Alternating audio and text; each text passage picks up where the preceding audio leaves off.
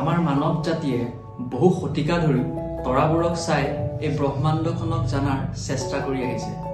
এই ৰহস্যময় ব্ৰহ্মাণ্ডখনত বহুতো আচৰিত বস্তু আছে। তাৰে ভিতৰত এটা অজ্ঞাত বস্তু যাৰ নাম ব্লেক হোল। আজি আমি সেই ব্লেক হোলৰ ইতিহাসৰ ফালে যাত্ৰা কৰিম।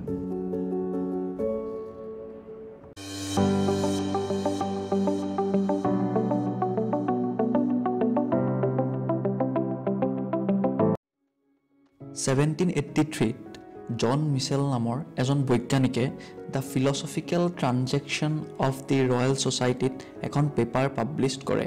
সেই পেপাৰত মিচেলে কৈছিল এটা তৰা যাৰ ভৰ আৰু গ্ৰেভিটেশ্যনেল ফিল্ড অৰ্থাৎ মহাকৰ্ষণ ক্ষেত্ৰ ইমানেই বেছি তাৰ মহাকৰ্ষণ বলে তাৰ পৰা পোহৰকো ওলাই যাব নিদিয়ে। মিচেলে তেওঁ পেপাৰত আকৌ উল্লেখ কৰে যে এনে ধৰণৰ তৰা আৰু বহুতো থাকিব পাৰে। আমি তাৰ পৰা ওলোৱা পোহৰ দেখা নাপাওঁ কাৰণে সিহঁতক দেখা পোৱা নাযায়, কিন্তু আমি সিহঁতৰ মহাকৰ্ষণ ক্ষেত্ৰখনক অনুভৱ কৰিব পাৰোঁ।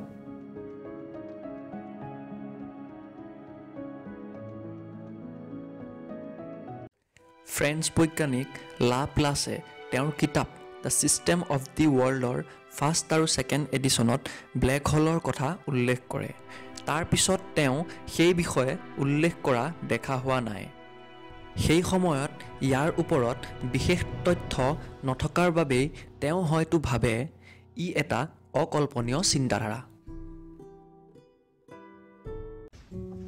এজন পদাৰ্থবিজ্ঞানিক এলবাৰ্ট আইনষ্টাইনে 1915 চনত এখন পেপাৰ দিয়ে যাৰ নাম the general theory of relativity.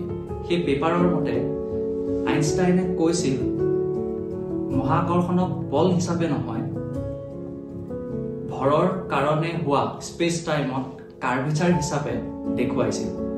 তাৰ পৰা আমি ব্লেক হোলক বুজাত সহায় হয়।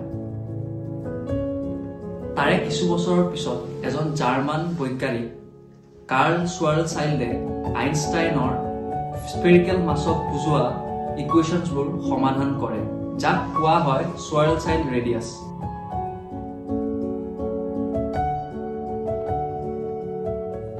ৰেডিয়াছ এটা এনেকুৱা জেগা য'ত তৰাৰ গ্ৰেভিটি বহুত বেছি হয়, সেইবাবে তাৰ পৰা লাইটো ওলাই আহিব নোৱাৰে।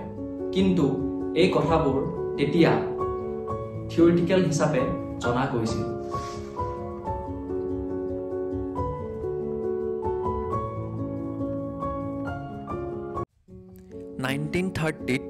ৰবাৰ্ট অপেনহাইমাৰ আৰু হাৰ্টলেণ্ড স্নাইডাৰ দুয়োজনে ব্লেক হোলৰ ওপৰত গৱেষণা আগবঢ়ায়। তেওঁলোকে সমাধান দিয়ে যে বেছি ভৰ থকা তৰাবোৰ নিজেই নিজৰ মহাকৰ্ষণ অৰ্থাৎ গ্ৰেভিটিৰ কাৰণে ধ্বংস হয়। ইয়াৰ কিছু সময়ৰ পাছত জন আৰ্কিবলেণ্ড হুইলাৰে 1967ত ইয়াক ব্লেক হোলৰ নাম দিয়ে। আজিৰ দিনত মানৱ জাতি বহুতো টেকন'লজিকেলি এডভান্সড হৈ পৰিছে। সেইবাবেই ব্লেক হোল এটা থিয়ৰিটিকেল বস্তু হৈ থকা নাই। 2019 চনত ইভেণ্ট হৰাইজন টেলিস্কোপৰ সহায়ত মানৱ জাতিয়ে M87 নামৰ গেলেক্সিত ব্লেক হোলৰ প্ৰথমখন ইমেজ বনাব সক্ষম হয়।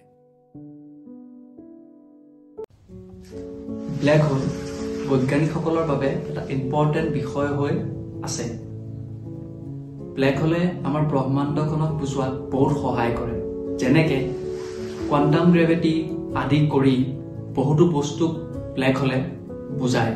ইয়াৰ পৰা আমাৰ ব্ৰহ্মাণ্ডখনত বহুতো প্ৰশ্নবোধকৰ চিন লগায়, যাৰ বাবে আমি ব্ৰহ্মাণ্ডখনক এতিয়াও বুজাত ক'ৰবাত নহয় ক'ৰবাত ৰখি আছোঁ। ইয়াৰ পৰা ব্ৰহ্মাণ্ডখন কিমান জটিল, ৰহস্যময় আৰু আচৰিত বস্তুৰে পৰা জনা যায়।